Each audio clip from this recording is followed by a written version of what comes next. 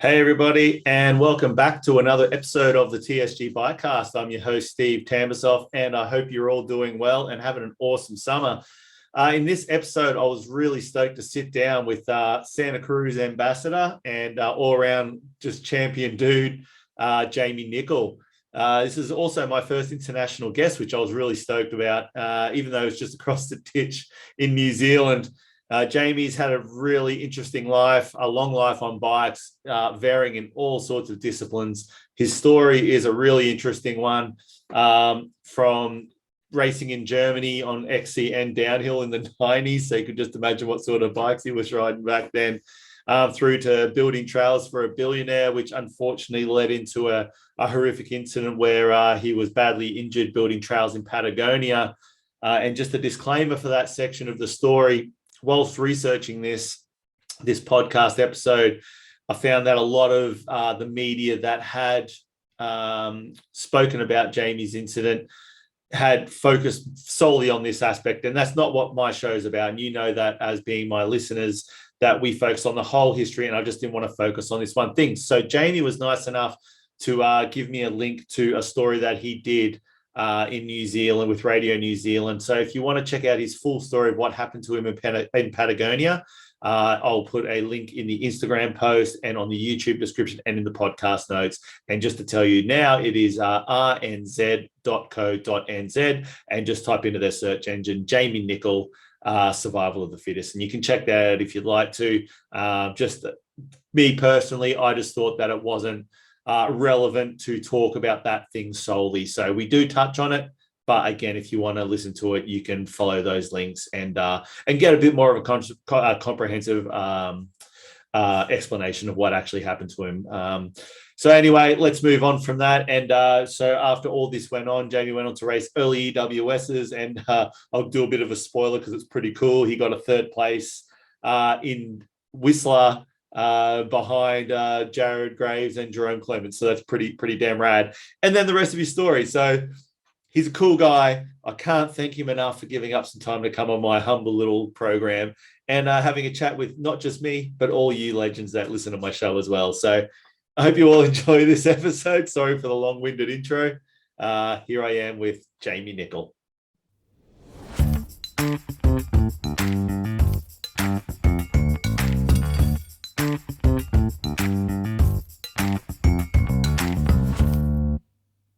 So, man, let's go back to the beginning. And where were you born and where'd you grow up? Oh, I was born in Wellington area anyway. 1978. And that's where it started. Went to school around there. Came to the South Island, I don't know, about 10 years ago. South Island's just always been the place for me. So, yeah. Yeah, awesome. And did you come from a family of adventurers, or is it just something you sort of pursued on your own? No, I'm not sure where that all came from, eh? Yeah. No, not a big part of mum and dad's life. But yeah, I don't know. Just no idea really, eh? But I was just full action adventure kid, eh? Just climbing things just things kids don't even do, I think, eh? Like down drains, stormwater drains, ones that you couldn't even crawl through. You could only fit through on a skateboard, like lying on your stomach to see where they went. And, some of them are like kilometers long, and then they would link into other ones, and other ones I'd take bikes down, like little kids' bikes when I was kind of older, so you were low enough to fit in the pipe. And just stuff like this, eh? There was all sorts happening. When I got into ropes and climbing, it was like I was abseiling off the train bridge and sleeping out on the ledges of the bridge. And, I don't know, I guess unusual, but yeah, it's a cool, fun childhood. And yeah, a bunch of my neighbours all got involved and dragged into it. And I think that's all changed their lives, how they've approached things too. So cool. That's awesome. Adventurous spirit straight up. That's great. Yeah, for sure. It's funny, like New Zealand, there's no shortage of adventurous stuff to do anyway for such a small place. There's so much jammed into those two islands. Like every time I go over there, it's just, you come home back to Australia exhausted, pretty much. It's so compact, isn't it? Like, I think a lot of tourists probably look at it and they're like, oh, that's only a few hours to drive the length of the island or whatever. And yeah, there is a lot. There is a lot, and then all that untracked kind of terrain too, into the wilderness areas and things like that. You can spend a long time in there, that's for sure. Yeah, but I think that's what places like Australia, that absolutely continuous wide open space. That's also that's something we wouldn't capture. We're very like concentrated in our area, but I guess also a lot of changing scenes within that small area. From sort of semi-desert zones to mountains and rainforest and things within very short spaces. Yeah, absolutely, man. So so growing up, when did you get into bikes? Because I know you started racing when you were like 12. How did all that come about? Was it just through friends, or did you just go, I want to do that? Yeah, I think it was a bit of like, I want to do that. Like, my dad was like always into soccer. He was born in Scotland and all that, and so we all played soccer. And I just always wanted to be subbed in the half time so I could go exploring in the creek and climbing trees. But yeah, so I think I wasn't, maybe in some ways I wasn't a team player, eh? And I think like mountain biking, just like that kind of looked cool, because it was also like the beginning of mountain biking was so much about, it was something fringe, it was adventure, it was taking something places it wasn't really designed to go. And I think that's always tickled me. That's why I enjoyed taking a four-wheel drive somewhere. It's like a car, and it's not really meant to go through rivers and things, but it's kind of fun trying to get it there. It's a lot of fun.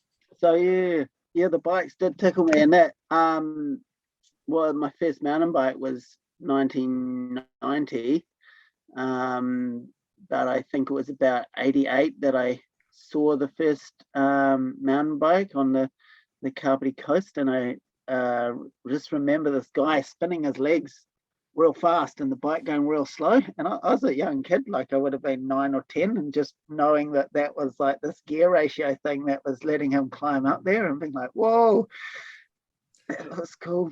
So yeah, that would have been pretty early. Yeah, mates of mine that were only maybe 3 years older, like their bikes all had the brakes round the other way, US style, coming into New Zealand. So they still ride like that now. So yeah. Wow. And then so bikes it was in general, yeah. I don't know. I had the sorry. Oh, go ahead. Oh yeah, just bikes in general. I ended up with the classic BMX, that was too big for me, and rode that. And yeah, then into I think that was 12th birthday. I think I got my mountain bike. Yeah, what 11th maybe actually. Yeah. Yeah, so it's like, back in the hardtail days, 26-inch, and was it fully rigid, your original bike, or full rigid. It was I guess Giant must have already been big on the scene, because my brother had a Giant Iguana and I got a Giant Iguana, and mine was full chromoly steel and full rigid. Had some terrible Suntour grip shift on it. And my brother's bike, there was an 89 that had the BioPace, which the oval chain rings, which is a cool thing that come back around in recent years. Crazy. Yeah. And hot pink, fluoro pink was big in then, and that was something I liked even as a real young kid. So I was collecting, these huge empty Zephyr was a big brand of, they had pumps that were still the full length of your seat tube that you stuck in there, and those frame carrying triangles that sat under there. So I just collected all that stuff up in hot pink. Yeah. So I was pretty happy with my bike. Didn't come off the ground much. I remember that. It just, I don't know, I guess it was my size and strength. Like, the bike was 19-inch bike, and I, was like, couldn't even straddle it properly. So hadn't learned about the small frame size there. And wasn't until my next bike, that bike got stolen, and then I got this full rigid Cannondale, which was aluminium and had those pepperoni forks on, beautiful beautiful forks, but aluminium rigid forks, which I guess that's what was rare about those forks. And yeah, getting that bike was the first time I started getting air off kind of just normal trails. I mean, we were still riding a lot of the time forest road then, and the fire breaks around the Hutt Valley, these bulldozed lines up through up the ridges to kind of, I guess they'd cleared the forest at some point and are regrowing and gorse, and that had quite a big fire hazard in the summer. So they bulldozed these huge, I don't know at what point they did that, these fire breaks through down the ridges. And so the bulldozers had just followed the ridge. So that was, part of what probably made Wellington a bit of a mecca for a long time. That sort of naturally almost mountain biking sort of terrain that, was already there. Yeah, right on. And so the early racing scene, again, it was quite fringe back then in the 90s. Did you see it exponentially grow through your teenage years? Because I know you went over and raced worlds in Germany and stuff. Was it quite, did it grow really quick in New Zealand? Because I mean, look at it now, it's crazy.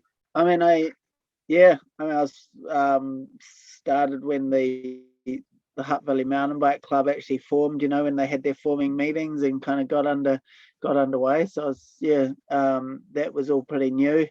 And I guess quite quickly there were more and more events, and that was a cool time for me. These slightly older boys, Mark Watson, he's still out there riding the length of the Americas with his partner and things. And, they were boys I was heading off to races with, and, asking questions about life too and things. And it was cool having those older mentors there and engaging with them in that I guess outdoor kind of pursuit like that. So it's good. Yeah, absolutely. So when you went over to Germany to race at Black Forest, you decided afterwards that you'd go backpacking, right? What were you, 16 or something? Yeah, 16, but pretty cool of Mum, eh? She was like, you can take a couple of months off school and go backpacking. School wasn't my favorite place, but she really trusted me. I guess I've already indicated, I've spent my life already to that point adventuring, and so my bush skills, survival skills, I mean not just survival as in Bear Grylls or whatever, just that how to look after yourself and camp out and put your warm clothes on and how to stay dry and whatever. But she trusted me that I could figure all that stuff out. And she didn't know where I was. I was just I was hitchhiking, sleeping under bridges in Germany and bus stops in England. And it was I guess that's how I grew up, so it didn't even seem strange to me. World champs are cool. Did both the downhill and cross country, and punctured in the downhill and also punctured in the cross country actually. Came in the sort of top third in the cross country. But that was cool. Going first backpacking and up into Scotland and things like that. What was the sort of difference in what you're used to racing in New Zealand to going to Black Forest in Germany at that time? Were you racing similar sort of loops, or did they have proper single track trail? What was the sort of style they had back then?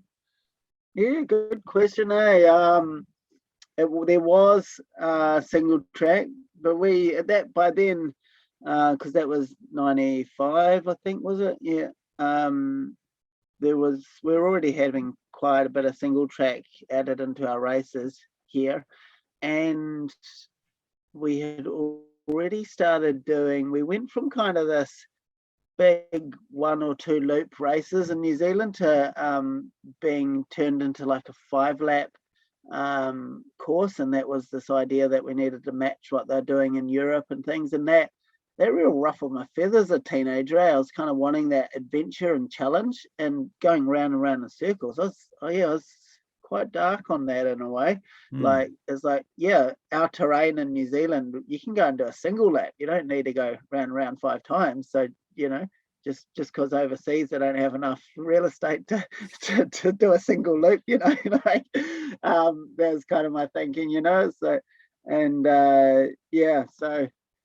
So it was a multi-lap. There was bits of single track, pretty wide wide stuff though, eh? And the bikes were still pretty basic. And yeah, we had front suspension there. I had my Judy SLs, the super lights, and an Avanti competitor by then, so it was a aluminium bike. And but still big frames. And you know, the sort of bikes that if you crash them back then, you know, your things bent and broke. You know, now you're pretty upset if you crash your bike and something's wrong with it after that. Absolutely. You know, yeah, Absolutely. yeah. If you ever need a bit of lightening up and get some laughs, and you just watch YouTube rounds of 1990s downhilling, and it's just classic how the terrain that's causing them to crash, like it's just, there's nothing there, but the bikes and the height of your seats and everything was just so hard to hang on. The bars are so skinny, and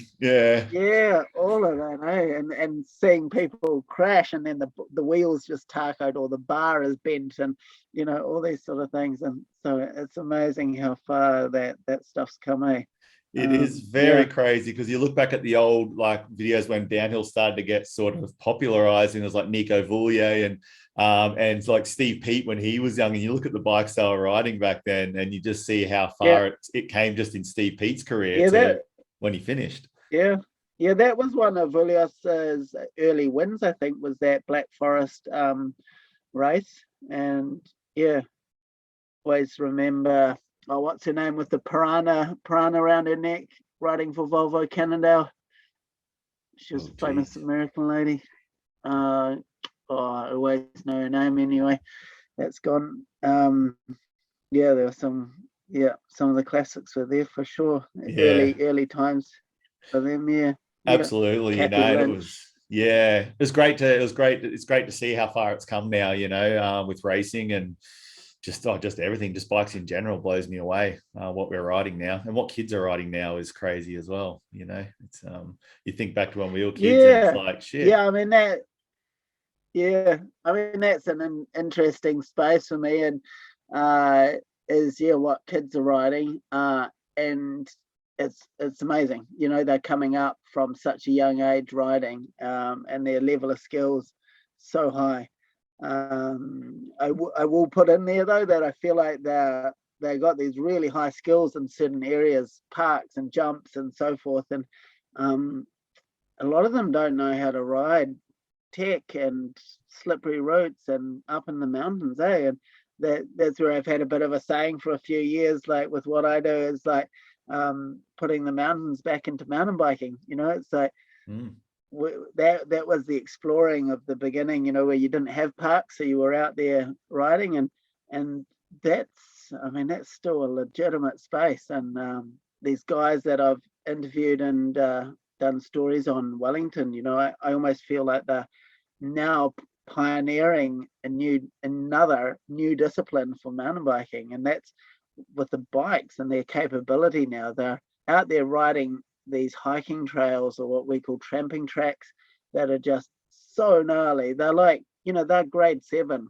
easy, like not because you're doing big air or anything like this. It's just incredibly steep, big routes, huge holes, and the technical strength you need to ride that stuff is full on. And these guys are just out there exploring new trails, pushing the boundaries of what bikes can do. And it's like, the bikes are incredible now that you can ride that stuff, but it's also a very small group of people that are actually out there pushing those boundaries. And I think a lot of those young guys would be out of their depth in that sort of terrain. But it's cool to see the scope that's out there now, and different ways you can take it. Yeah, they're like booting 50 footers before they're 15 and doing backflips and shit now. You're just like, oh man, that's crazy. It's insanity. Yes. So so also while you're in New Zealand stuff, you ski patrolled for a little bit as well. It's just something I take interest in whenever well done. You've done some good research there, eh? I love the ski patrol. It was that was good times, eh? And a busy field that I worked on, so a lot of wrecks, a lot of carnage, and so some really good learning there, eh?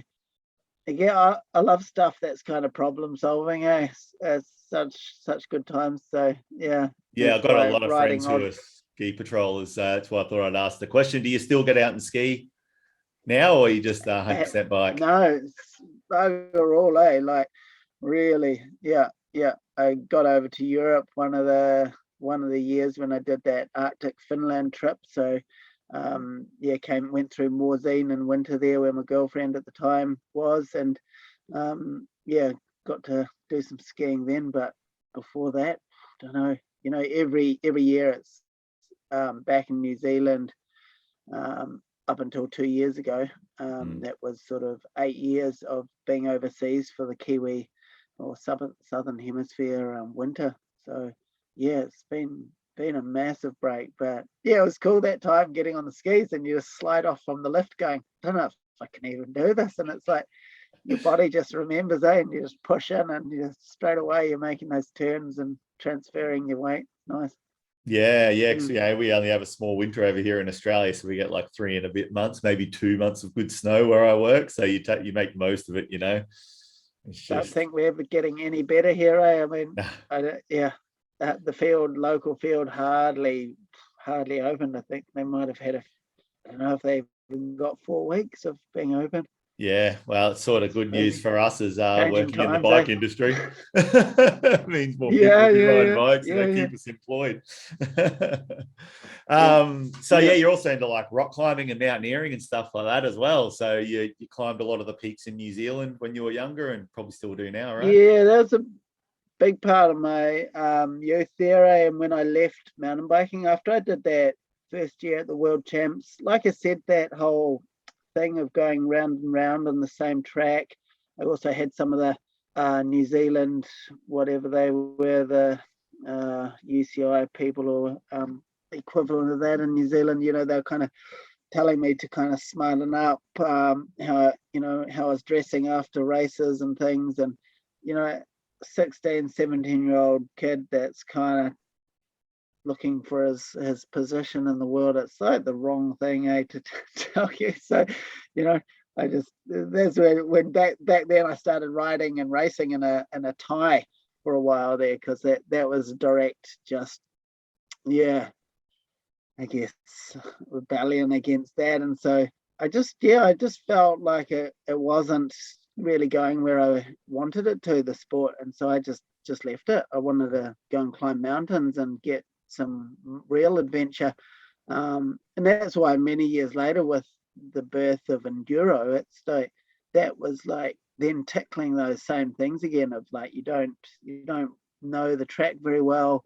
You're doing multiple stages. You're getting to see a whole area of a certain place in the world, and yeah, that really interested me. So yeah, so I did just kind of step straight out of riding, where there was, it was kind of, you could see a future going into professional cross country or downhill or whatever. And I just was like, no. So yeah, I went and climbed mountains and got scared and bivvied out and snow caved and all of this. Yeah. But over time, that was kind of enough as well in that space. It's pretty edgy, eh? Like you're definitely up there in those mountains, kind of knowing that if something, it's not just you screwing up. It's like there's just so many factors. It's not like mountain biking where you hurt yourself and you just lie on the side of the track, generally pretty okay, safe, until someone can come and extract you. Up in the mountains, it's like you break a leg, you might be dead, but then you might have an avalanche or a storm might come in or a rock fall, or it's just so many factors. And that's pretty apparent when you're up there, and spending that time in the mountains. And so yeah, it was this beautiful contrast of leaving the lush green lands and the people you knew and friends, and heading into the hills, and yeah, and then coming back down into that after you've kind of spent a week or so being on high adrenaline.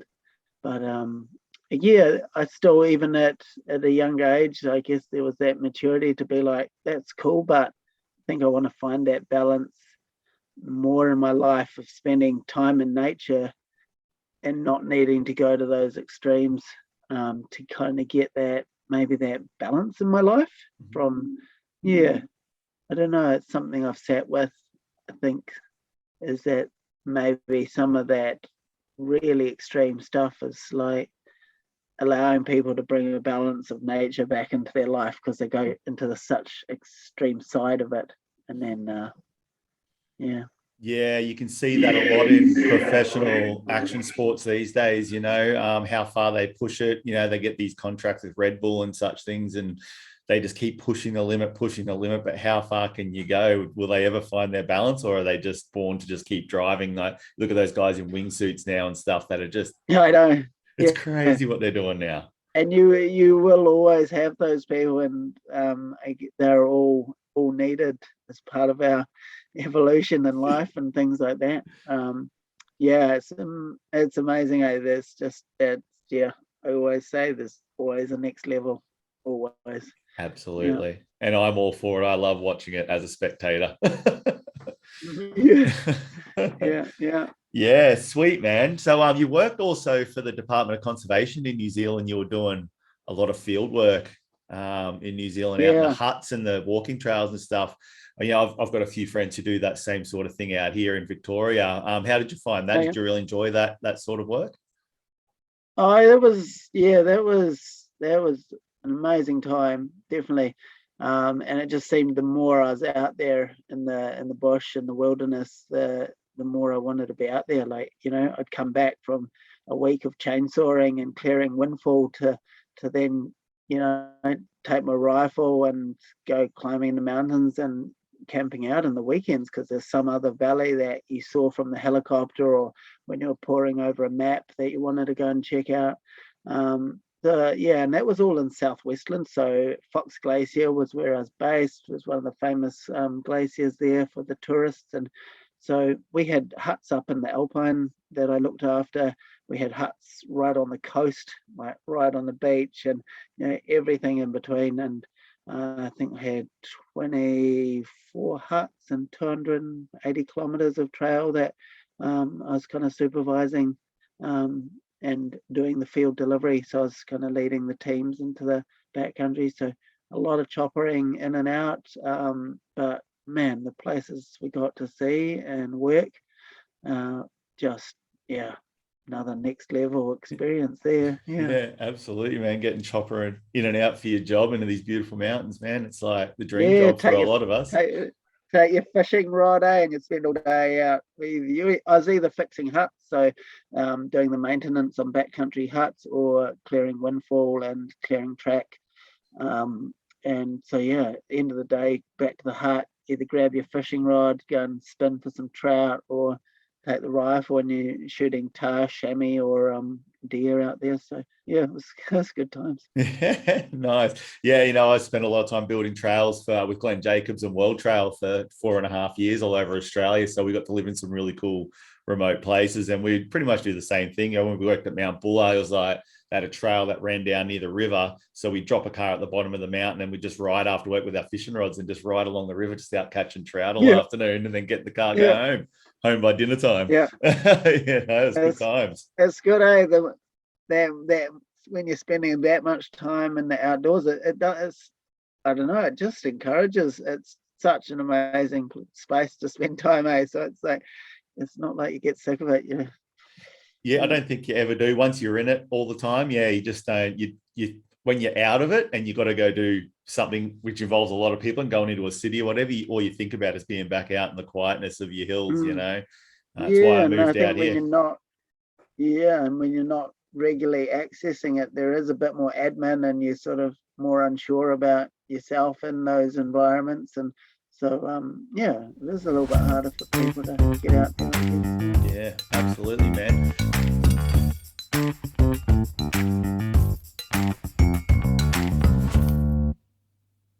So I suppose the next thing I want to talk about, you were involved with New Zealand Trail Solutions pretty much from the early days of it. So I know what the story I know of these guys was like the guy who wanted all these trails done was some millionaire, and he had spots all over the world that he wanted to build private trail networks, right? Yeah, billionaire. Yeah, yeah.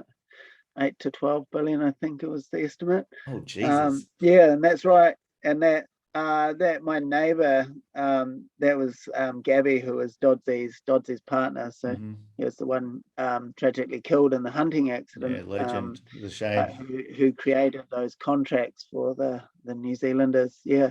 So yeah, that was, yeah, it's been an interesting part of my life, and still keep in touch with her a lot. And she was, yeah, also a very good mountain biker and rider in her time, competing internationally as well. So yeah. Yeah, right. So the first contract deal was in Mexico, right? What sort of trails were you digging over there? Yeah, amazing terrain, like yeah, desert, and just how ancient that landscape is. You'd pick up like a little, like pebble, I don't know, like a squash tennis ball size pebble. And it was sitting on the surface, and you look on the other side of it, and it's got like miniature stalactites on it. It's like just hasn't moved for, I don't know, eons, eh? It's just It's the so landscape crazy. there just seems so old and so slow. And yeah, dry, super dry. Yeah, we'd be pedaling in shorts and t-shirts, I think, from memory. A lot of the boys anyway, like -11 in the morning, but it was just so dry. And as soon as that sun came up over these big, I guess they're like mesas, like these steep vertical cliff faces, and yeah, that sun, the temperature just climbed and climbed and climbed during the day. But yeah, it was quite a flat-ish mountain bike park, really. The owner never visited it, actually. I think there's about 70 kilometers of trail there. I've staked it with the claim of being the first ghost park in the world. You know, we call ghost towns in New Zealand. I guess you have ghost towns, do you? Like Yeah. places that have been deserted from mining, and so yeah, it's like, yeah. How about that? A ghost mountain bike park. Wow. Mm. Only to have $8 to $12 billion so you can build something and never use it, eh? Yeah, it got a bit, I think, a bit sketchy politically to come in there, so it wasn't worth his while. And I think they never got. There was a mine nearby that had a airstrip, and I think they never quite sorted out being able to land his plane there or something. And so yeah, just didn't worry Just about it. yeah, the land, the desert will reclaim it in about 3 eons. Well, that's crazy. They might look at it and Yeah, we go, had big torrent. I mean, pretty normal for you guys, maybe in Aussie, but us Kiwis, it was a bit different. Scorpions under the rocks, big tarantulas walking over the track. I pulled a massive snake out of the trail that I guess was hibernating. Rattlesnakes, and yeah, definitely bit spicy for the Kiwi boys. We can kind of go and sleep anywhere around in New Zealand. You're not really worried about that in the forest. no, Yeah. no, same, in Australia, whenever you set up camp, you're looking around watching out for brown snakes and whatever else can bite you. Yeah. Yeah. Yeah, man. So, Oh man, and I'm at, you're right. yeah. Go ahead. Oh no, I was just gonna say, yeah, I'm excited to get over to Aussie though. That Land Cruiser I built a couple of years ago, it's still sitting there waiting for things to kind of open up so I can Yeah. post it on over and do some adventuring around in your guys' landscape. Because yeah, a trip maybe 3 years ago, up Coffs Harbour and things like that. It's like, man, you guys have got some different. I just didn't realize about that kind of jungle rainforesty stuff you have too. And then yeah, the deserts definitely excite me as well. So anyway, hopefully see you guys over there some point soon. Absolutely, man. Actually, your Prado Land Cruiser is actually one of my questions for later on. So, because I'm into four-wheel driving and that Cool. as well. So, it's very Excellent. an We'll interesting come build. we'll come back to that then. Yes, we Yeah. definitely will, man. So I suppose. Actually, the other thing I want to talk to you about before we go into the next bit was you also were just getting back into riding till at the time. You still had your old bike from previous, and then all the guys you were working with in Mexico had like newer sort of bikes. What was their Yeah. reaction to you whipping out your old school and then Well, I wasn't racing or anything then, so I was just some dude that came over, and I was their crew leader.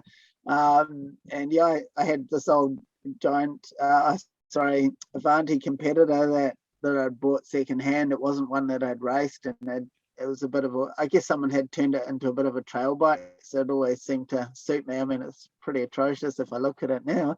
Still got it, but yeah, it had some Z1 drop-off Mazzocchi forks on it and these wider rims and stuff. So, but not our desired angles now. But that's the bike I took over there, and yep.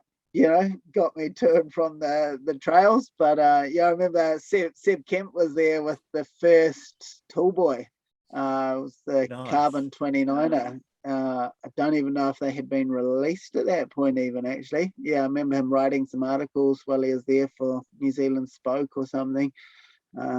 Yeah. That's crazy. So yeah, sure there are a few people laughing at me, but run what you brung, Yeah, that's it, man. Agreed. It's funny now, like you see a lot of racing as well, and you see some like lower classes, like people just getting into the sport, and you look at people riding old like giant trances from like 2012, and you're just like, whoa, man, how are you riding this on that? And they're just having the best time in the world. Like, it doesn't matter. Yeah. Oh, I've got a mate, he's like 5 minutes up the road here, incredible rider, and he does not update his bikes, and he rides a hardtail behind me out on some really gnarly trail, and he's just always on my tail. It's like, so there's skill, eh? Yeah, some people just have skill and ride anything. Yeah. Don't forget it. I need all the help I can get. More suspension and bigger gears. Yeah. So I suppose the next thing I want to talk about is what happened to you in Patagonia. We can go into this as much as you want. It's up to you. I'm going to put out in the episode to say, you've told this story a million times in so many mediums, and I'm going to put a few links out to people. So when you spoke to Chris Hall on Downtime a few years ago, which I think is probably the better one, for people to understand what happened to you. So it's totally up to you how much you want to talk about this, mate. And then we can just continue moving on. So yeah, I mean, you definitely can blow out a whole podcast on that story. Yeah. But yeah, I should listen to that one again, but I normally point people in the direction of the Radio New Zealand one, where they spliced in a bit of live stuff from Red Bull when I was crossing the line at Whistler there, and some background music, and it's nicely edited. So yeah, that's a Jamie Nicoll Survival of the Fittest, I think. But you can, I'll make sure I put that in the description of the podcast as well, so people can check that out too. Nice 20-minute ones. So people can make it through. So I mean that's right. I was in Mexico, did a 3-month contract there, went back to New Zealand briefly, and then went and did 3 months in Patagonia, Chile. And that was just in, what was that, kind of autumn. Then headed up to Canada for 3 months. That's where I rode my first Crankworks enduro actually too, which was actually just a super deal. It was a single stage off the top of above Garbo there, mass start. Then they funneled you in after climbing up the ski piste, funneled into the top of the Garbo track, and you rode a lot of Garbonza trail down, and they put a little traverse in, and there down to the line. And I remember borrowed someone's full face helmet, had the super tacky on the back, which was just like those bad dreams when you're trying to run through treacle, and it was so slow. Yeah, came in a second behind Justin Leov, and I remember he didn't race enduro then, but he was riding pro for Trek downhill. Remy Epsilon won that. So yeah, that would have been, what was that, 2010, I guess. Yep. So headed down for another contract, because that sort of paid my ticket back to New Zealand, and got a couple of weeks into that, and this rock breaker I was using kind of had a bit of something going on with it, and leaked some petrol me, so I turned it off to see why it was leaking, and took the lid off, big sprayed with atomized fuel, then like about 3 seconds later, there was a big explosion. And yeah, I reckon it's worth listening to the rest of it, because Yep. yeah, if I say too much, it's going to be very brief. But it was a huge journey in my life, and 10 years later, or 11 years now, I mean, the last years have still been a massive process around that, like from a kind of post-traumatic stress type position. Every day the burns that I have are annoying. It's like they're really rigid, so it's like having canvas for skin instead of lycra, so it's a bit of a pain, but it's just, you don't really think about it. And yeah, the integrity of the skin's very poor, so you crash on it or bump your hands, like the grafted stuff kind of seems to fall off a bit. And yeah, so it's been a huge journey. And racing, and into that professional time of my racing in my life, that was all part of this huge energy I had, almost like this part in me that had been so excited, and not excited in the positive term, but so stimulated that I just pushed myself so hard and had so much strength. My recovery, I was just never sick. I just pushed so hard, and it was cool to see with a monofocus. I'd always been like this adventurer who kind of mountain biked, who canoed, hunted, skied, whatever, and to just apply everything to a single discipline. And that's right, coming back to something that was really, a big part of that youth of mine, where I went to the world champs and all of that. And yeah, it was cool to see what I could do. And those are, some of my proudest years as a privateer, which, I mean, we can come back to that in a bit. But yeah, that accident was, you don't just get burnt and it's kind of over. It's quite a long process of healing, and it's known as one of the most complex injuries you can have. So you can die from so many aspects. And yeah, being extracted out of Patagonia was not a cheap or easy process, and months in a Chilean hospital with incredible nurses and doctors. Very awesome. But yeah, still a foreign country, and yeah, I definitely owe my life to those people and to people that helped me get out of there. So yeah. Yeah, it's a pretty incredible story. Now you look, I built trails for years as well in some pretty remote places in Australia, but the difference here is that we have this medical system where they will just come and extract you out like that, as quick as they can. And when I was working in Blue Derby, we were pretty remote in Tasmania, and like we always, very careful. Trail building can go wrong in a heartbeat, and we're lucky to have that. But being in Patagonia, it's you're definitely right out there in the wilderness. Oh, I mean, there's no rescue choppers. There's people. I don't think the staff even knew where we were, almost in the mountains. It's not like they got a grid reference on the wall or an emergency protocol. And just an incredible link of someone who knew someone in town who knew a chopper pilot for the military, and they just like rung in and was like, there's someone needs pulling out of the mountains, and got this direct clearance to just fly. And if you had just rung up the military, you're like, well, let's call up the Chilean military. You're not going to get a chopper being sent out to get you. And so even that, because even though in one sense you're running around and you look kind of okay, your body is so screwed and needs some attention seriously fast. So I was very lucky. Yeah, it's unreal, man. It's weird because I met a guy many years ago building trails in Cairns who actually worked for New Zealand Trail Solutions as well. And that's actually when I first heard your story, a Kiwi guy named Rowan. Yeah. And then and I hadn't thought about it for a lot of years until a little while ago.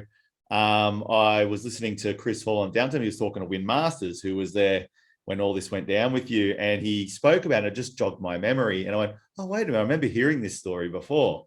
And that's when I looked up to see what you were up to, and I went, oh man, you're doing all this cool shit. I'm going to contact you, and here we are sitting here having a chat now. So isn't that cool? I still need to listen to when Masters one there, but yeah, he was on the closest trail crew leading them to where I was working remotely on this cutting this rock ledge through a ravine, and so yeah, when the shit really hit the fan there, and I had caught on fire and all this sort of thing. Someone ran for help, and that's where, even that part of the process I think was quite crucial. Even that when did that descent there, and he rocked into the homestead and's like, we need a helicopter, because in New Zealand that's what you do, you dial up a helicopter, and it's like, I think even that creating that thinking process, just because you come in and say we need a chopper, then they're like, oh, how are we going to get a chopper? Where if you just said, oh, someone's injured, it could have been a very different process of trying to extract you. So or not created that connection I just mentioned. Yeah, wow, man. So we'll move on from this now, and I'm going to put a link in for the episode you were talking about, Survival of the Fittest, and everyone will definitely give that a listen. I know they will. I know my audience. So let's move on. You pretty much were in recovery, and then you ended up on the EWS circuit. Went out racing as a privateer, and you were on a Santa Cruz Nomad. So how did your involvement with Santa Cruz start? Yeah, well, that's right. First up, I was totally still in recovery when I was starting to race an international season. My first season was actually the year before the EWS, so I did a full international enduro season, which gave me this amazing foundation of experience going into that first year of the EWS. A lot of the venues, but just how the whole thing worked, looking back after 1 or 2 years, I was like, man, I was still so stuffed at that point, like, because basically your body's still robbing proteins for a long time afterwards, and so you're fighting that, so just feeling tired a lot as well and things. Through the New Zealand distributor, I got basically they had a kind of a deal where you could ride a bike, and then when you sold it, you just gave them the money and you got a new bike kind of thing. So you just got lent a bike. So headed off with a Nomad, overseas as a privateer, and got into it and kind of thought it was pretty good. And it kind of, I really thought I was going to the other side of the world to just put my all in. And so, man, did I trained so hard, no idea what I was doing in a way. But so there's so much beauty in that too, so I was really fit, because I definitely got a lot faster as the years went on, because my skill base or experience, and it was there, of course it was there, but you could say I had so much to learn too, Well, man, that year you raced, man, you top 10 overall and got a podium behind Jerome Clements and Jared Graves in Canada. So that's right, rocking into that second year EWS, definitely my proudest year of racing, full privateer, again on another Santa Cruz Nomad lent to me.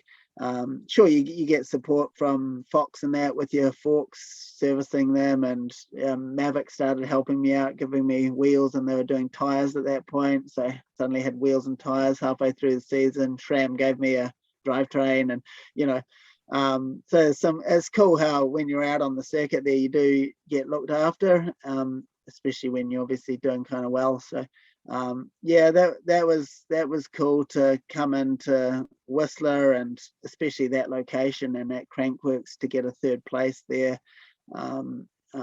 That was very cool. Back in Europe, a fifth at Val d'Isere, and eighth overall for the year. And that was missing Punta Ala, so I didn't do the first round of the EWS either. So it would have been lacking points from that. So definitely when it's all under your own steam and it's like out of your own passion, that I just think that's something special. And the becoming professional is then like a byproduct. That's what I always say to people who ask me and message me, how did you become professional? What do you do? It's like, do what you want to do your passion, and do it really well.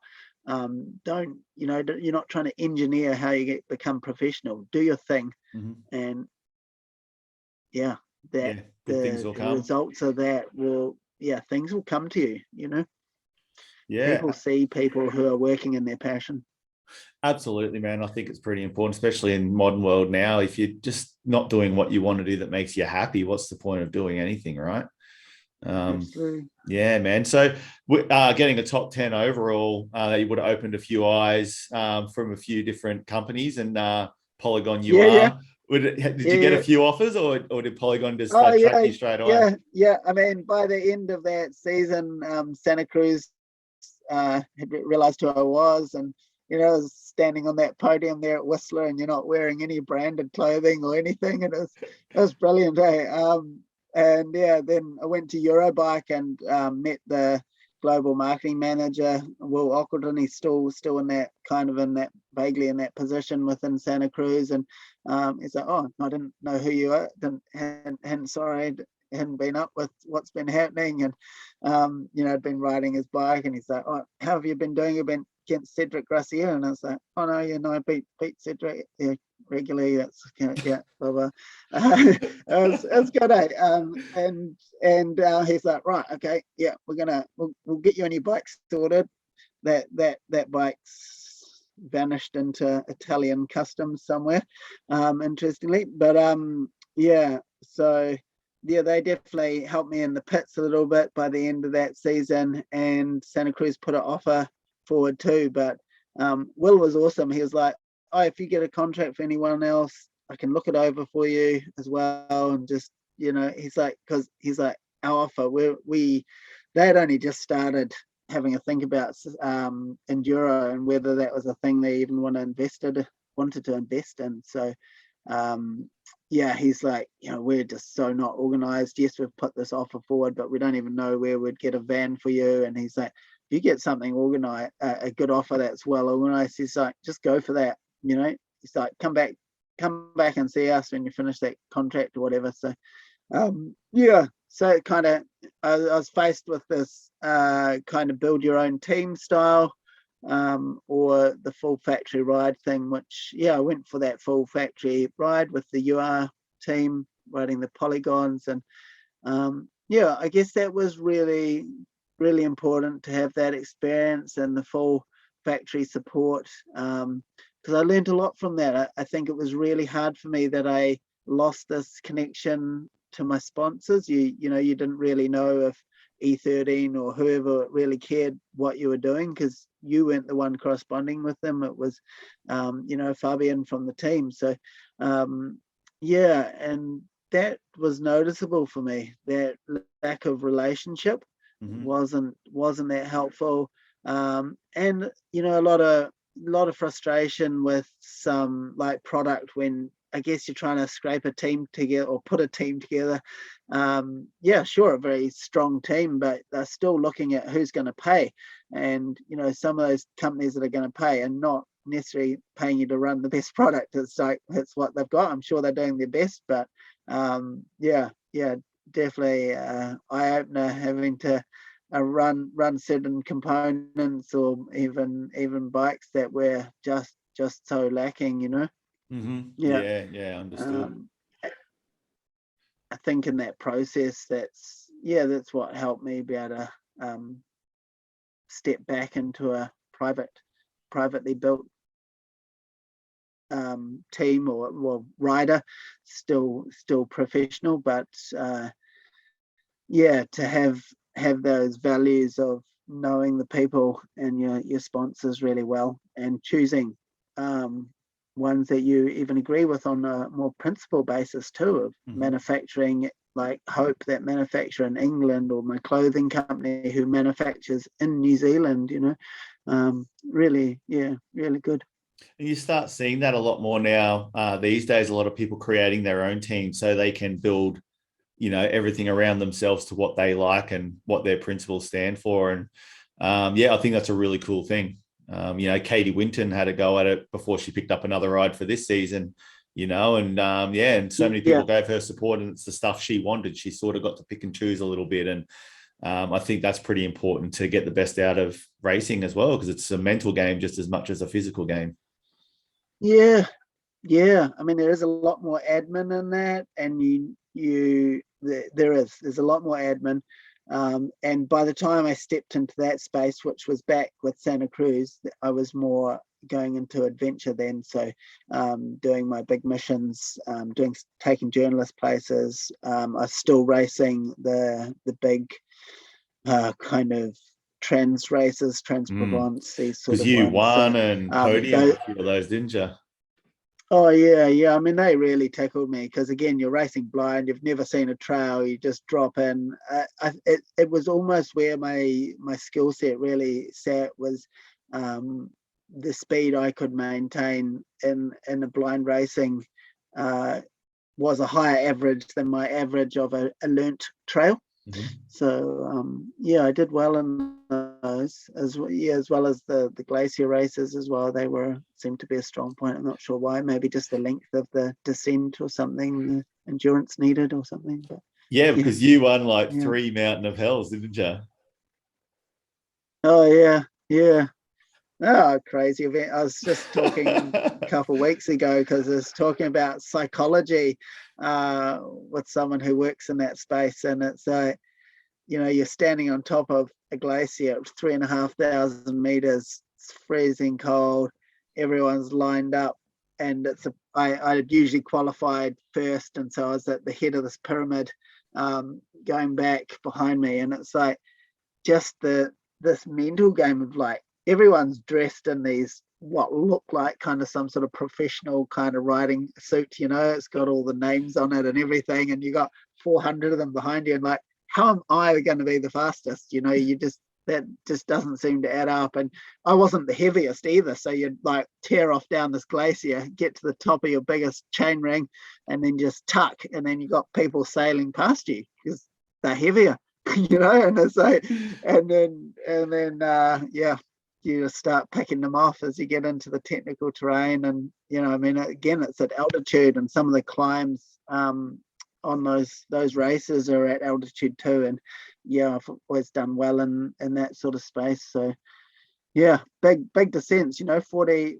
minutes of descending 2,500 vertical meters from glacier into a moonscape of free ride. You're dropping off little cliffs, and you're trying to scope your lines the week before, but wild into downhill trails, and eventually into old French walking tracks that are got tight corners and all sorts. So good times. Yeah, man. So in Australia, like, we created one on our little tiny mountain. It's like, we call it the mini Avalanche. And it's called Machaos. Cool. And it's been going, we haven't been able to do it for the last 2 years, but we started at the summit on the last weekend of the ski season. And I think the last race we had 380 mass start, and we don't have a lot of snow, but it's like you get about a 400-meter run on hard-packed snow through the forest and then straight through the ski resort. So all the crowds are lined up watching along the sides, and then it goes halfway down our mountain to another little place called Bogong Village. It's only, I think it's 23 kilometers. And we've had a fair few pretty big Aussie names come up and race it. It's sort of well known in Australia, this little race. So we're pretty proud of our mini Avalanche that we have over here.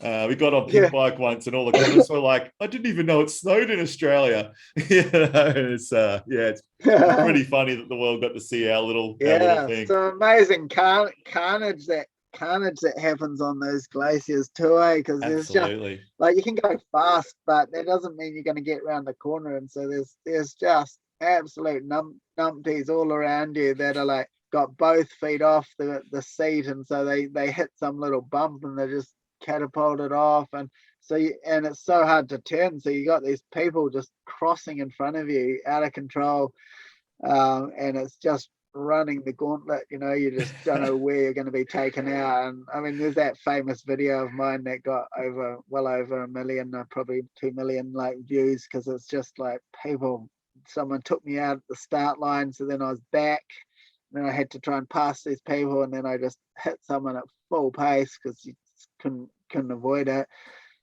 Big carnage, yeah. Yeah, they're always entertaining, those videos when they come out every year. It's a crazy sport. I've had a few mates race mega Avalanche in France, and said that an absolute blast. And yeah, I guess pretty nerve-wracking and sketchy at the start, but once you get into it, it's a bunch of fun. Yeah, but just touching on those multi-day ones again, they're such great events, camping together with crews and riding day after day blind. And Trans-Provence, first ever one that's created. I mean, that event is next level on any other trans race. So I'm sure what Ash has put together for this Stone Kings, the new version of Trans-Provence is going to be phenomenal. Like, absolutely. Yeah. Actually, we just had the first one in Tasmania in Australia. It was just last week as well, and it went across 3 different bike parks around Tasmania, and that just finished up the other day, and it's really good for Tassie. And I think they just had just under 100 competitors, so hopefully that'll grow over time. Get more of those sorts of events down there. That's like how a lot of them are, the Canadian ones that have done, and in the New Zealand one, it's from bike park to bike park. And I guess that's what's pretty unique about the Provence and the Haute Alps, the high Alps of France. The network of trail is just ridiculous, because you're talking hundreds of years of people shepherding cattle up into the Alpine, and from village to village carrying their goods down to the market and things. So these trails are been there for a long time, and there's a huge network of them. And so you can literally ride from the high Alps down to the Mediterranean on single track trails. It's just so linked that there's no need to take a bus from one bike park to another. And and not even being in bike parks, just being on these remote single tracks that have, some of them have just not seen anyone for years. It's incredible. Yeah, that's really awesome, man. Yeah, I've had a couple of friends who've raced Yakutaks and in Nepal, and rumble in the jungle in Sri Lanka and stuff, and they pretty much give me exactly the description you gave me. You're riding these places that not many people go, and you just beautiful scenery all the time, hard days on the bike, but just riding blind trail into nowhere. You don't know where you're going. It's great. Yeah. Freedom. And nothing like starting somewhere in the mountains and finishing at the sea. I think that was something that event had, was that, when you get to Menton and the Mediterranean coast, you're like, you can't go any further. And the last stage powers you down into this little Mediterranean village, and that's the end, because you're at the sea. And I think that really sits so deeply in you as a person, that you've started high in these mountains and followed the spine out to the Mediterranean, and that's the end, because you're at the end of that spine. Very different from just doing a whole lot of loops and even within the Alps or something. Yeah, that's incredible, man. That's really awesome. So where am I up to on my little list here? Oh, cool. Yeah, we're getting into the adventure stuff now. But first, before we get into that, I want to talk about your bus. Your bus is well known, man. It's a 1960 Bedford.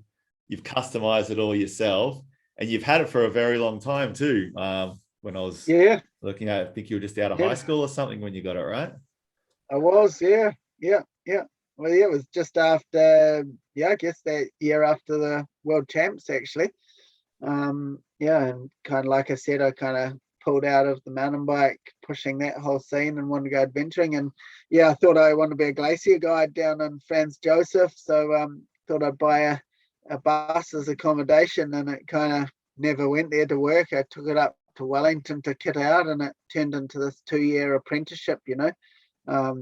These friends, a friend of mine that I went to school with, her parents were like, oh, you can come and work in our workshop, and they call me the boy who came for 2 weeks and stayed for 2 years, because I said to them, oh yeah, I just want to pop up, probably take a couple of weeks to kit it out, and did this beautiful job, really.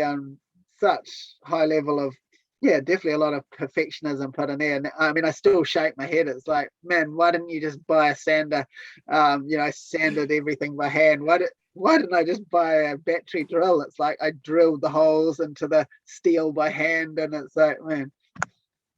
But true apprenticeships, that's how you learn. You start with the hand tools, and later on you then know what it is you're doing with the power tools. So yeah, it's so awesome, man. So it all runs on solar, and you've pretty much been living out of it for a while now, aren't you, traveling around and doing your thing? Yeah.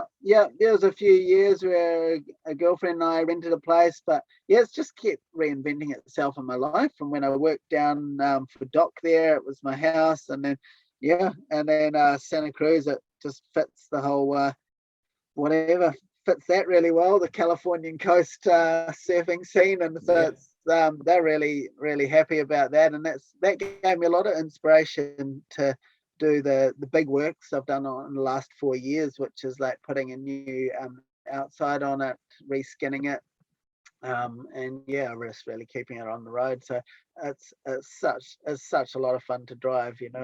Just an old 1960 bus. It's painted back to the original New Zealand government school bus colours. So that's the red and cream that it is, and so it's a lot of fun.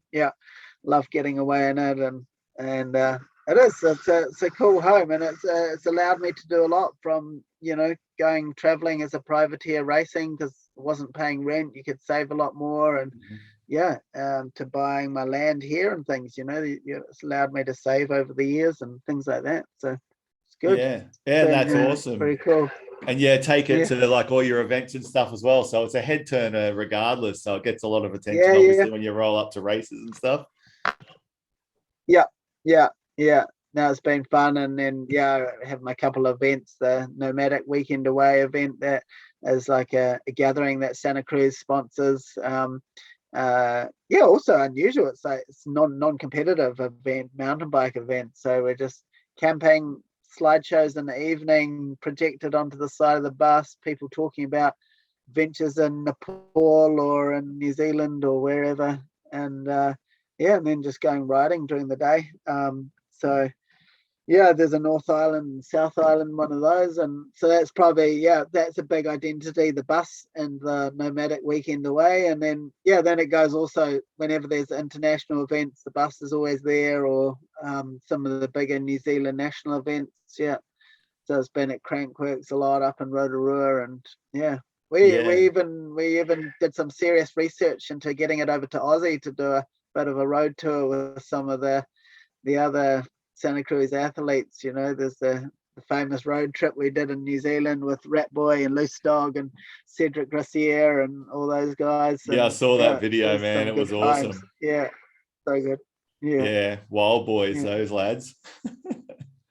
I was but I wasn't too sure about it. I was saying, that guy Will I was talking about, the marketing man, I was like, I don't know, does Cedric have to come? I don't think I said have to come, but it's like, I don't know, but the guy Cedric, and it just seems so like off the planet, like just so full energy that he can't.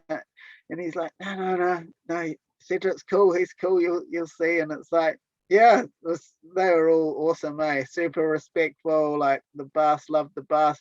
Cedric was like, he'd just come in and hang out in the evening and talk to the chef or talk to me, like quiet as, just doing his thing. And then he's just got his big online persona and racing persona and all that, but he needs his downtime and recharge time. So it was cool. It was really cool. Yeah, man, that was a really cool video. Those guys are just incredible riders. Even Cedric, now you watch him ride and you're just like, dude, you've still got it after all these years. It's pretty incredible, man. And like those 50 to 1 boys, that's another example of people pioneering new disciplines with mountain bikes, and it's like what you can do with them, and so specialized in a way. Yeah, exactly, man. So the angle when you started to sort of move away from racing and you started going down the adventure angle, how did you and Santa Cruz sort of work that out and balance that and work out sort of what you were going to do going forward for the brand? Yeah, well, I after that racing time, I was just had really lost a lot of stoke for what I was doing, and yeah, I pushed myself so hard until I eventually fell into an adrenal fatigue, and that really broke that circuit of pushing myself in the race scene. And so from there, I was able to step back and then start to evaluate, what do I want to do with my life, what I want to do with this brand I've created, which is me and doing well racing, which is kind of an odd thing, but it's kind of got some power, or usable.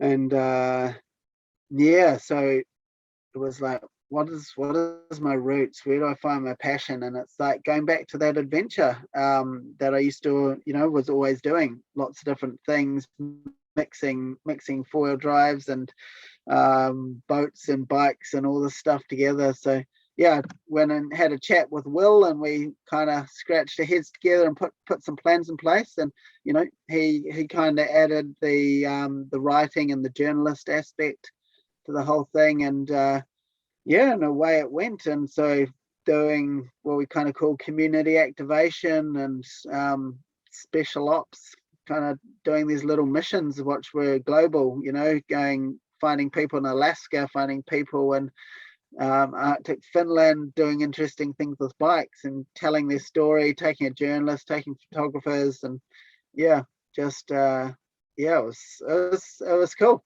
and so cool to have a brand that is like sees the value, and it's not just racing, it's like connecting with people, and they don't want just good stories. Why would you just fly into Greenland and ride your bike around with some mates and come back and tell a story? It's like, no, what's the before you do that trip, or if you're going somewhere, what's the reason to go there? It's because you're connecting with that community there. Who's that person in the community, that story you're telling within that community? And so yeah, and that's a big challenge of my job, is finding those people, but that's also what creates the soul to it and the Yeah. reward of it. Yeah. Yeah, absolutely, man. Like I've ridden motorbikes across a few countries now, and it's that same thing for me. I love just adventuring out there and just seeing what you can find and create your own stories. And instead of trying to get somewhere like a hotel, we go and stay in like these little bed sits in these villages in the middle of Sri Lanka. And it's I think that's what creates these amazing memories and spurs you to keep on pushing forwards and adventure further. It's yeah, Yeah. it's incredible. Yeah. Yeah, and finding that purpose in it, like, why am I there? Who is it that I'm going to see? And that connection to those people in those places really feeds that for me. So yeah, and so equally, now that we've hit COVID times and things like that, doing it in New Zealand is just, I mean, I think Santa Cruz will probably like it. They do like it more than anything, like, because I'm connecting with my people in my country, and they see the value in that. And so definitely a very cool aspect to that brand, that they value that type of thing so much. Yeah. Yeah, that's really awesome, man. And speaking of the crazy times that we've been in, we're going to get onto your Prado now. So, so I'm a huge four-wheel drive Yeah. guy myself, and you had planned to do like a trans-country trip in your four-wheel drive, and of course the rug was pulled out from under us all. So how did that Yeah. little plan come about, and when did you start building your Prado? Yeah. So a few layers going on there.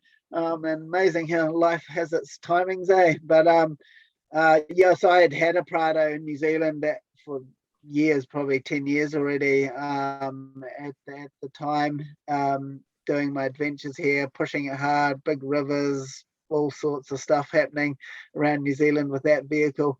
And I'd mentioned the girlfriend at the time who I'd in Europe, and so I was like, yeah, I'm gonna to try and support what I do in Europe in a way, was to create this adventure vehicle. And I looked around over there, and it was really hard to find anything that is affordable, and like it's like, man, it's not even that much to ship a vehicle over. And so it's like, oh, I could bring one over to Europe, and it could do trips with journalists there and so forth. And then quite quickly I was like, well, man, this is an opportunity. Like, it's a one-way ticket.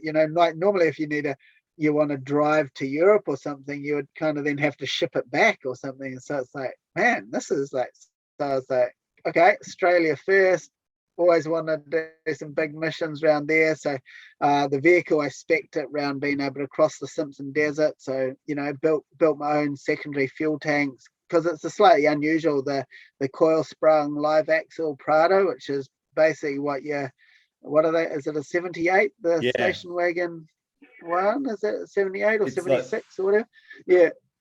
So yeah, the station wagon that you can still buy as a V8, that body is on a slightly lighter axles. It runs the 3-litre turbo diesel, but yeah, solid axles, full coil sprung, so you don't have those bloody anchors that they get stuck on so many rocks, those 70 series rear springs. They're crazy. In the rivers around here, like, I'm always pulling them out when the vehicle looks the same, but mine goes straight through. So this idea was born to go around Aussie and then ship it across to Vladivostok in eastern Russia. And so done a lot of research into that, visas, heaps, right through to, Turkey and into Europe. So yeah, that was kind of the plan. And then so got a whole lot of sponsors on board. BF Goodrich were paying into that because it's already sponsored by Michelin. Michelin owned BF Goodrich, and so it was this really nice connection. They were keen for their 4-wheel drive tires to be seen out there in a healthy recreation sort of style environment. And and so Dobinson from Aussie, your Airbag Man guys, they all came on board. Front runner from headquarters in South Africa, they sent a whole lot of kit for the vehicle. So, basically I'm describing here, you've promised a whole lot of things to a whole lot of people, and building this vehicle, this relationship goes like, that's kind of finished. And then it's like all at that time when I'm building it, and you're like, oh my God, I'm getting up every day, smashing 11 hours on this vehicle, and the purpose for it has kind of dissolved of this relationship in Europe. And it's like, you go, well, I've got to keep doing it. But it was quite hard work, emotionally doing it like that, when you kind of had lost some of that purpose. And then the time frame of trying to get to Aussie for winter, to cross the deserts and things. So that was really pushed. So I was just pushing myself so hard to get it done. And then there's like, bam, COVID came along, and it's like, obviously there's this aspect of that was just this whole release of like pressure, that suddenly I could just like slow down, take time, start processing what had happened. And yeah, so slowly completed the vehicle. It definitely meant it was a bit slow finishing the last parts of it. And did a big tour. BF Goodrich were awesome. They're just like, yeah, nothing we can do about it. So just do your tour around New Zealand, and that's fine. We still pay you to do that and all this. So yeah, so I jumped on the road and told a lot of stories, and that's where I met those guys riding the Peen and Jank in Wellington, those boys pioneering the new discipline, and just getting out there. I guess that's the part of that story that I like telling, which is my own adventure aspect, rather than just meeting with people in the community that I was describing before, but as my kind of thing is to find new places to ride and out of the bike parks. Yeah, like getting back into the mountains with mountain bikes. So so that's like, in an ideal world for me, in my vision, it's just driving your 4-wheel drive. You're on a rough road, you get into the mountains, 4-wheel drive track ends, pull the mountain bike off, keep on going, explore, come back, and like head on out. So it's kind of like, this kind of using these two means of transport, adventure, where it can get you into the depths of the mountains as a base camp. And so it's kind of, it's been cool what that's created, kind of going at this process with that kind of concept of like, oh, where else could I use this kind of conjunction of the vehicle and the mountain bike? And so it's led me to some amazing spots, and people are always messaging you about, oh, have you tried this or that? So that's awesome, but man. it's a cool vehicle. But most of my New Zealand adventures happen in the other one, which I feel it's a bit lighter. It's got the rear diff lock. It's all this sort of thing. So the other one's just sitting there, waiting to hit the Australian outback. Yeah, wow, man, that's so sick. That's so cool, man. So yeah, man. Well, we're coming to the end. And when I finish, I always ask one more question. And what's the future for Jamie Nicoll? What are you looking at over the next little while? You got anything big ready to pop? Nice. What's the future for Jamie Nicoll? I guess the space of community has grown more and more in importance. So around where I am, having a base now where I live, working with some local coaching companies. It's like not working with them to try and earn money. It's like to engage and to pass on stuff to these next generations, doing my missions away. These still all feel really important, and that like I'm giving into the space in a way that means something. So I don't want to just be paid to travel the world to race bikes. It's got to mean something to me. And so that's why I left that. And it's like, okay, I need new meaning within what I do. So I still feel like that space has got growth, and it's still working for me. It's still feeding me. Every year there's new tweaks being added to it, because you might be like, oh, it's just not quite doing it for me in this area or that. And, that's the amazing freedom I have, and that Santa Cruz give me. It's like, their mission statement is like, we sponsor you because we like what you're doing. We don't sponsor you so you can do what we ask you to do. It's like, you're doing something cool and we want to be part of that. And that's all my sponsors underneath them as well, so I've really got that backing of those people liking what I do within the community. Future for Jamie Nicoll is more of that, I reckon. And the Australia thing, that's like, that seems such a, I'm so curious about if or when and how that will happen. Let's hold that space open, I reckon. Nice, man. Well, if you ever make it over here, mate, we'll get you on the show again, and we'll point you into some fun directions. Yeah, sounds good. I'm sure with your snowy mountains or wherever you are there, there's definitely some good mix of both of what we've been talking about. Yeah, absolutely, mate. It's a beautiful part of our large country, and I just live in a tiny little pocket of it, and I don't want to leave. Yeah. So to finish off, man. So is there anything you'd like to plug? Where can everyone follow you on your adventures? Is there anyone you'd like to have shout out to? Go for your life. Sure. Like Jamie Nicoll Adventures. That's my Instagram and my website. My Instagram is what I'm most active on. And so look me up there, send me a message. I like to get in and reply to people. So it's always nice seeing people follow along and enjoying what I'm doing. So there's also a lot of blogs come through on my Ground Effect Clothing website, as well as the Hope website. So I write stories for them as well. So stuff pops up on their websites from time to time. That's a big area of, I guess, distribution for my stories. So as well as print media and things to do with the journalists. But I think the actual little trips here and there and the unusual things I get up to, that's a big area. Those are promoted. And Yeah, your website is quite thorough. It's got a lot of all your past media, and it's all quite easy to read all the articles that you've written and you've been in as well. So it's it's a good resource for everyone to check out what you're up to. Yeah, true. That's right. Yeah, if you go on to the media page, it's pretty plain page, but it's just got all the links to the different stories. Yeah.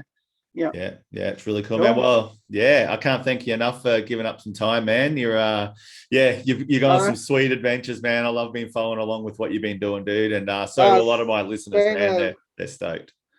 Cool. It's been a pleasure talking to you, and I really have enjoyed the angle you've taken with this talk, because I think it really feeds into what I'm passionate about, and so really cool. Thanks for the time. Thanks, man. It's been rad. All right. Cheers. Cool. There you go. Enjoy. We did it. There we go. We done it, mate. There's another podcast done. Yeah, dude. You obviously.